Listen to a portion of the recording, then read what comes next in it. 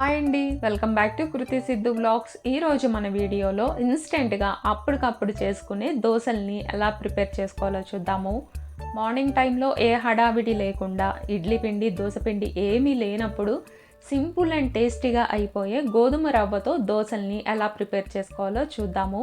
ఈ దోశలు మెత్తగా స్పాంజిలాగా ఉంటాయండి. టేస్ట్ మాత్రం చాలా బాగుంటుంది. ఒకటికి రెండు ఎక్స్ట్రానే తింటారు, అంత టేస్టీగా ఉంటాయి. ఇది చేసే ప్రాసెస్ కూడా చాలా తక్కువ టైంలో అయిపోతుంది. ఇది ఎలా చేయాలో ఏంటో ఒక్కసారి మనం వీడియోలోకి వెళ్ళి చూసేద్దాం. ముందుగా ఇలా ఒక మిక్సీ జార్ తీసుకొని అందులోకి ఒక హాఫ్ కప్పు గోధుమ రవ్వ వేసుకోవాలి. అలానే ఒక హాఫ్ కప్పు బియ్యపిండి వేసుకోవాలి. అలానే ఒక కప్పు వరకు పెరుగు వేసుకోవాలి. ఈ పెరుగు కొంచెం పులిసిన పెరుగు వేసుకోండి. అన్నీ మనము ఒకే కప్పు మెజర్మెంట్తో తీసుకోవాలి. ఇప్పుడు ఇందులోకి ఒక పావు కప్పు వరకు వాటర్ వేసేసుకోవాలి. దోసపిండి వేసుకుంటాం కదా, అలా మెత్తగా అయ్యేలాగా మిక్సీ పట్టుకోవాలి. చూసారు కదా, ఇలా మెత్తగా అయిపోవాలి. ఎక్కడ మనకి రవ్వలాగా అస్సలు ఉండకూడదండి. ఫైన్ పేస్ట్ అయ్యేలాగా మిక్సీ పట్టుకోవాలి. ఇప్పుడు ఈ పిండిని మనము ఇలా ఏదైనా ఒక గిన్నె తీసుకొని అందులోకి వేసేసుకోవాలి. పిండికి సరిపడా ఉప్పు వేసేసుకోవాలి.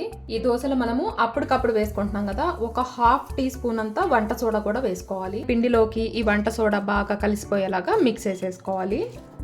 మనం దోశల పిండి ఎలాగైతే వేసుకుంటామో కరెక్ట్గా పిండి మొత్తం కూడా మనకి దోశ పిండిలానే వచ్చేస్తుంది. ఇంక ఈ పిండి మనకి నానాల్సిన అవసరం కూడా లేదండి. డైరెక్ట్గా మనము దోశలు వేసేసుకోవచ్చు. ఇప్పుడు స్టవ్ పైన ఇలా ప్యాన్ పెట్టుకొని ప్యాన్ మనకి కొంచెం హీట్ అయినాక ఈ దోశల్ని కొంచెం మందంగానే వేసుకోవాలండి. అప్పుడే మనకి ఇలాగా ఎయిర్ బబుల్స్ వచ్చి దోశలు చాలా స్మూత్గా వస్తాయి. దీనిపైన క్యారెట్ తురుము, ఉల్లిపాయ ముక్కలు, కొంచెం మనకి జీరా, అలానే సన్నగా కట్ చేసి పెట్టుకున్న అల్లం ముక్కలు ఇలా అయినా వేసేసుకొని ఈ దోశల్ని ప్రిపేర్ చేసేసుకోవచ్చు. లేదంటే కనుక ప్లెయిన్గా వేసుకొని వీటిపైన కొంచెం ఎల్లిపాయ కారం చల్లుకొని తిన్నా కూడా టేస్ట్ బాగుంటుంది. ఈ దోశలకి ఎక్స్ట్రాగా చట్నీ కానీ ఏమీ నంచుకోకుండా ఇలా ఎల్లిపాయ కారంతో వేసుకొని కూడా దోశల్ని మనం ప్రిపేర్ చేసేసుకోవచ్చు. మీరు కూడా ఒక్కసారి ఇలాగా ట్రై చేసి చూడండి. టేస్ట్ మాత్రం చాలా బాగుంటుంది. 10 నిమిషాల్లో ఈ దోశల్ని మనం ప్రిపేర్ చేసేసుకోవచ్చు. ప్లీజ్ లైక్ చేయండి. లైక్ చేయడం మాత్రం మర్చిపోకండి. మరిన్ని వీడియోస్ కోసం నా ఛానల్ని సబ్స్క్రైబ్ చేసుకోండి. Thank you for watching.